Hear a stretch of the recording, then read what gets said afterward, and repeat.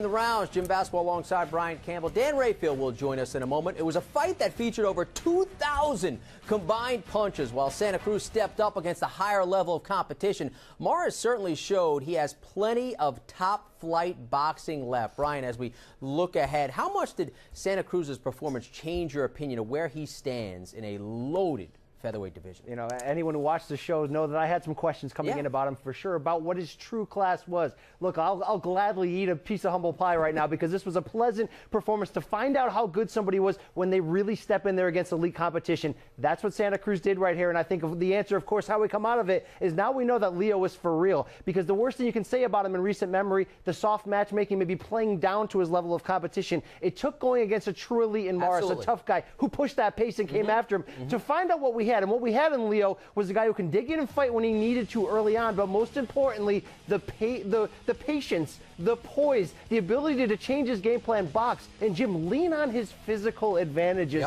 the reach, that jab, the height, the range, control distance so well. He had a hurricane coming after him. We didn't know about the storm, and we didn't know about his chin. We didn't know a lot of answers. We found them out. Moving forward, you got a guy who's going to be a problem for anyone in this division. It's good to see when a guy steps up, proves himself. Guys like us can take a step back and say, okay, now we know you are for real. Let's see what you got moving forward. And use your physical attributes to your advantage. And that's what he did in this fight. ESPN boxing insider Dan Rayfield, you were in L.A. on Saturday. Where would you say this fight ranked among the options for Fight of the Year? Hey, Jim, well, I'd say it's not going to be the winner, but it's definitely in the conversation for those top-level honorable mentions. For my money, you know, it hasn't been a year where there's been an unbelievable fight that will stand the test of time forever. Like some of years past, we've seen some great fights at Corrales, Castillo, Barrera, Morales, Mickey Ward and Gaddy type fight. But there's some real good ones this year, and this is one of them. For my money, though, number one right now is the cruiserweight fight from a couple weeks ago between Gulaki and Marco Huck. That, to me, is number one. Matisse Provodnikov was an all-time slugfest, number two. And I've got Santa Cruz and Mares, number three.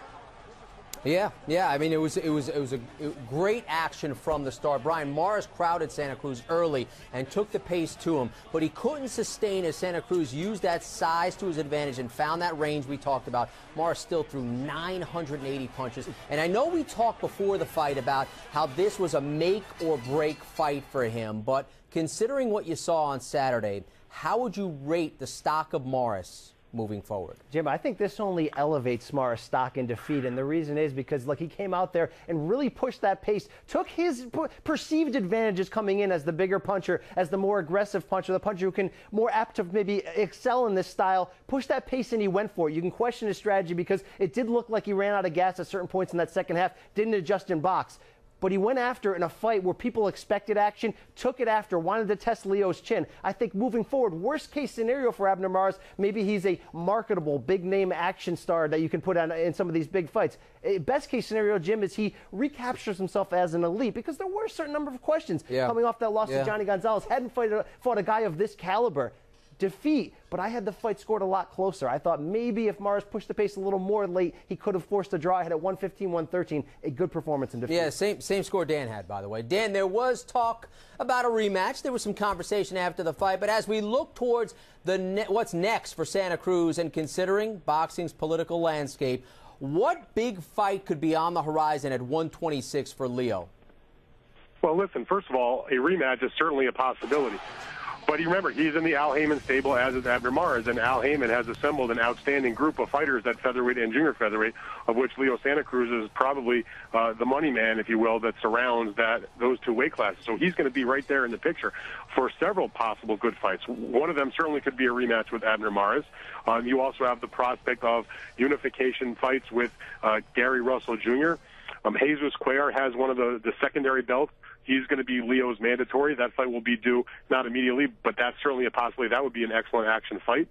Carl Frampton is also in that mix because he's at 122 pounds, but he had a lot of trouble making weight for his last fight. He's soon to be a featherweight. And, of course, the other featherweight title holder that Heyman recently signed, named Lee Selby from Wales, who's an outstanding fighter also, whose next fight is going to take place in the next couple of months in the United States, so people will get an opportunity to see him on a PBC card. He could be in the offing for a fight with Leo Santa Cruz. So You know, those are the guys that are in the PBC, under that PBC umbrella, that could find themselves in the ring against Leo Santa Cruz. Unfortunately, it probably won't be the guys that are on the other side of the street. That's the Lomachenko, Donaire, that group of fighters that's on the top-ranked side of the street. But there's plenty of guys to pick from in the PBC group of fighters. Yeah, thanks to boxing's political landscape, right, Brian? We love the politics in boxing. That's what it is. That's a look at the near future for Abner Mares and Leo Santa Cruz. We are making the rounds only in the boxing page. For Dan Rayfield and, of course, Brian Campbell, I'm Jim Basketball. Thanks for watching.